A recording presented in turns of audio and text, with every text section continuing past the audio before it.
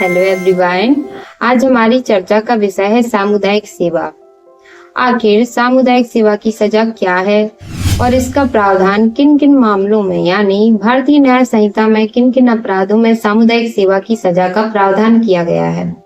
और इसके साथ ये भी जानेंगे कि यदि किसी अपराधी को सामुदायिक सेवा की सजा दी गई है तो उसको क्या करना पड़ेगा। तो जानेंगे सब कुछ, तो चलिए जानते हैं।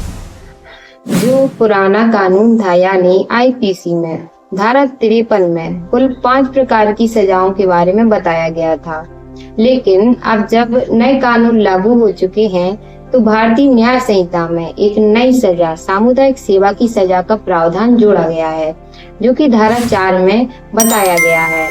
अब 6 प्रकार की सजाओं का प्रावधान किया गया है। सामुदायिक सेवा की सजा में किसी भी अपराधी को अपने समुदाय के लिए बिना वेतन के कार्य करना होता है। सामुदायिक सेवा की सजा खासकर छोटे मामलों में दी जाती है और इससे पहले कई देशों में जैसे कि संयुक्त राज्य अमेरिका, कनाडा, ऑस्ट्रेलिया, ब्रिटेन, इन देशों में भी इस सजा का प्रावधान है और इन देशों ने कई सकारात्मक परिणाम प्राप्त किए। इन्हीं सब को देखते हुए हमारे देश ने भी सामुदायिक सेवा को अपनाया और इसको नए कानून में शामिल किया।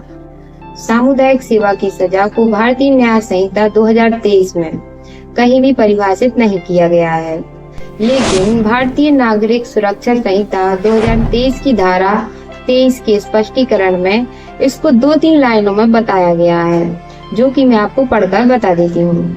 इसमें बताया गया है, सामुदायिक सेवा से ऐसा कार्य अभिप्रेत है जिसको किसी दोषसिद्ध व्यक्ति को दंड देने के ऐसे रूप में करने के लिए न्यायालय आदेश करे जो समुदाय के लाभ के लिए हो और जिसके लिए वह किसी पारिश्रमिक का हकदार नहीं होगा।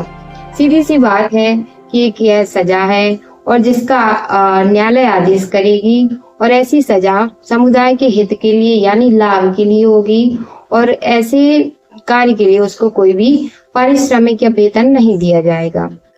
भारतीय न्याय संहिता में कुछ ऐसी धाराएं हैं जिनमें सामुदायिक सेवा की सजा का प्रावधान किया गया है, जैसे कि धारा 303 की उपधारा 2 जो कि चोरी के अपराध में 5,000 तक की संपत्ति लौटा देने पर दंडित किया जाता है। इसी प्रकार से धारा 355 जो कि नशे की हालत में उत्पात मचा देने से संबंधित है, उसमें भी सामुदायिक सेवा की सजा का प्रावधान किया गया है।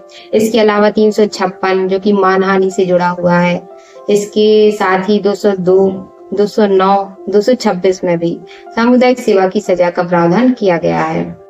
सामुदायिक सेवा की सजा में आ जाएगा आपका जैसे कि वृद्धाश्रम में सेवा करना या फिर सार्वजनिक स्थानों की सफाई करना, धार्मिक स्थानों की सफाई करना, दीवारों को साफ करना, या इसके अलावा अन्य कार्य जो कि समुदाय के लिए हितकारी या लाभदायक होंगे, जैसे कि यदि आप में कोई स्किल है तो उसका भी प्रयोग किया जा सकता है।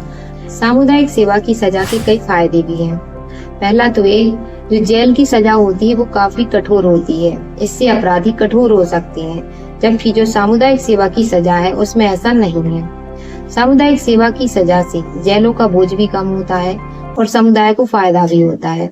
इसके साथ ही जो अपराधी है उसको एक बार सुधरने का मौका भी मिलता है, साथ ही साथ वो समाज से जुड़ता है और उसके अंदर एक सेवा की भावना भी उत्पन्न होती है। आज हमने समझा सामुदायिक सेवा की सजा के बारे में। मिलते हैं नेक्स्ट वीडियो में नेक्स्ट टॉपिक के साथ। धन्यवाद।